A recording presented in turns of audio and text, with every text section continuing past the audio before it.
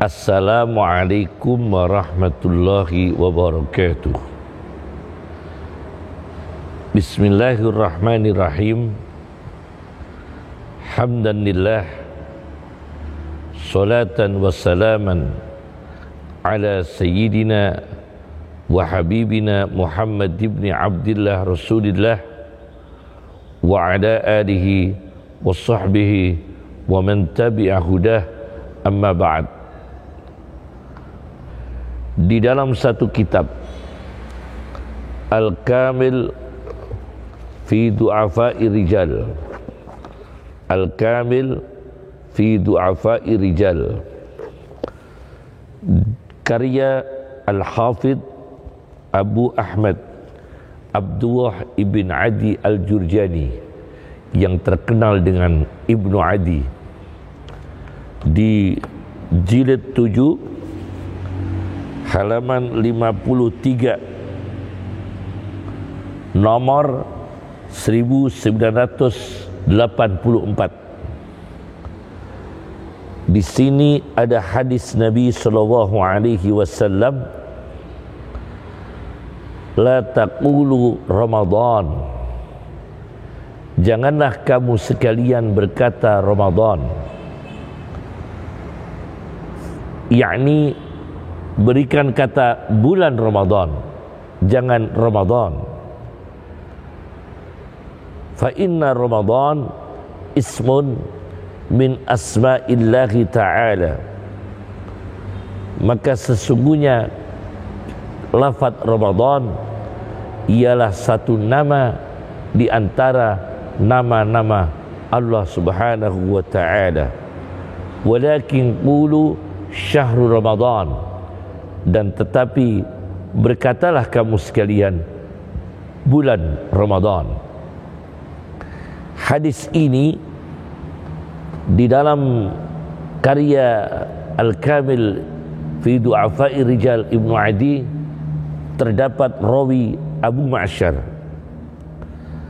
dan Abu Ma'syar ini meskipun beliau ini secara rawi tidak kuat, tetapi kata Muhyiddin Ibnu Arabi di dalam kitabnya Al-Futuhatul Makkiyah, karya Muhyiddin Ibnu Arabi, di sini dijelaskan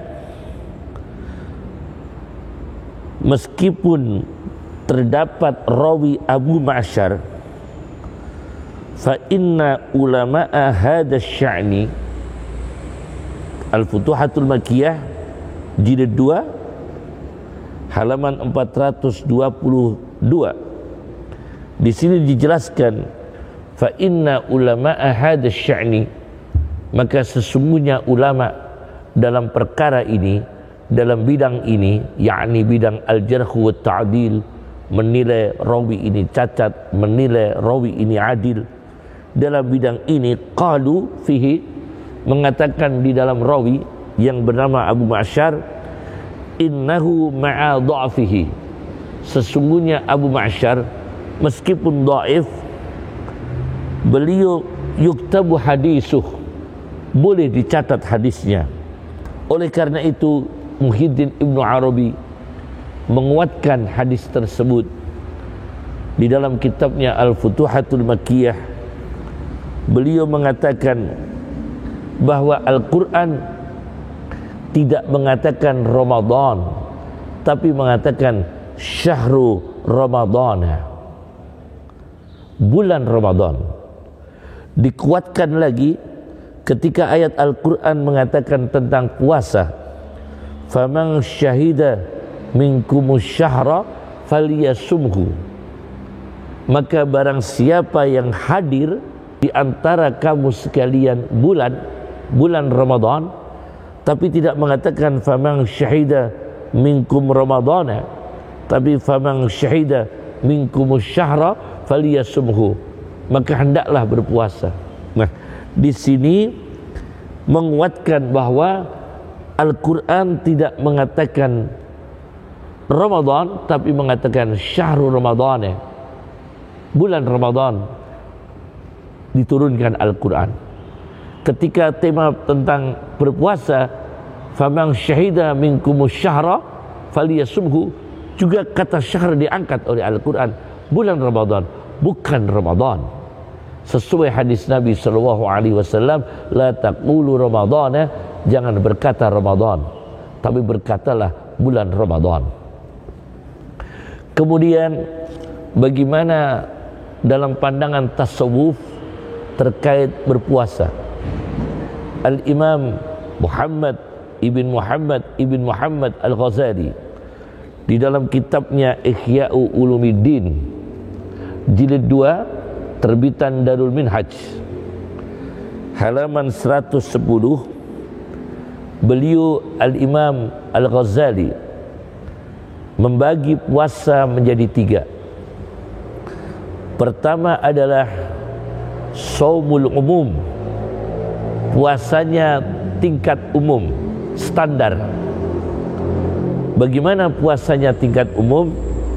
Fahuwa kafful batni wal farji an qada'is syahwah, yakni mencegah, mengekang, mengendalikan syahwat yang melalui perut dan farji, mencegah perut dan farji dari memenuhi syahwat. Tidak boleh makan dan minum, tidak boleh berhubungan dengan suami istri. Ini puasa tingkat umum, yakni tidak makan dan minum sejak imsak dan sampai berbuka puasa, tidak menggauli, tidak bergaul tidak berhubungan antara suami istri selama berpuasa.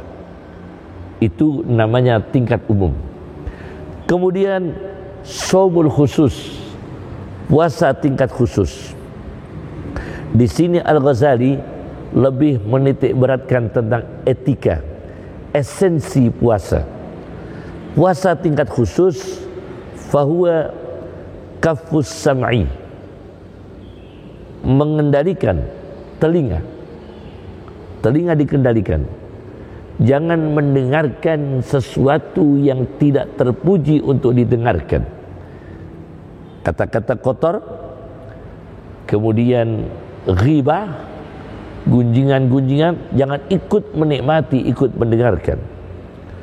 Wal basar, mencegah, mengendalikan mata, jangan melihat sesuatu yang tidak layak untuk dilihat atau tidak bermanfaat untuk dilihat atau merugikan untuk dilihat.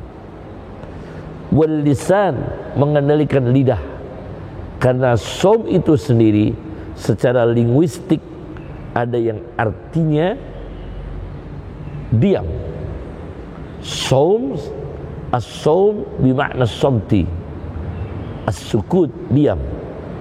Maka puasa itu memperkecil aktivitas lidah dalam urusan-urusan selain ibadah, kecuali aktivitas lidah untuk membaca Al-Quran, untuk berzikir, untuk bertasbih, untuk bermunajat kepada Allah Subhanahu wa ta'ala.